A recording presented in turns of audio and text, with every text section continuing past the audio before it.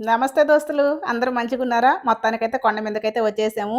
మా ఆయన నన్ను ప్రేమతో చేయబట్టుకొని తీసుకొనొస్తున్నారని అనుకుంటున్నారా? లేదు కనపడిన షాపులోకల్లా దూరేస్తానేమో అని చెప్పి చేయబట్టుకొని లాక్కొనొస్తా ఉన్నారు. ఇక్కడైతే ఒక చిన్న హోటలయితే కనిపించింది. అందులో టిఫినయితే చేసేసాము.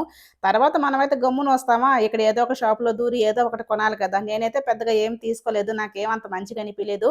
ఇంకా గుర్తుగా ఉంటదని చెప్పి ఒక శివలింగం అయితే తీసుకున్నాను. ఇది తీసుకొని మేమైతే రూమయితే ఖాళీ చేసి బయటికైతే వచ్చేసాను. ఇప్పుడు మిమ్మల్ని డ్యామ్ దగ్గరకి తీసుకెళ్తాను రండి. అక్కడ వాటర్ చూసి అసలు భయపడొద్దు. అయ్యా! ఇదేంది ఇట్టయింది. అసలు డ్యామ్‌లో వాటరే వదలలేదు. నేను చూసిన ఈ ప్లేస్‌లన్నిట్లోకి నాకు డిసప్పాయింట్ అయింది. ఇదొక్కటే.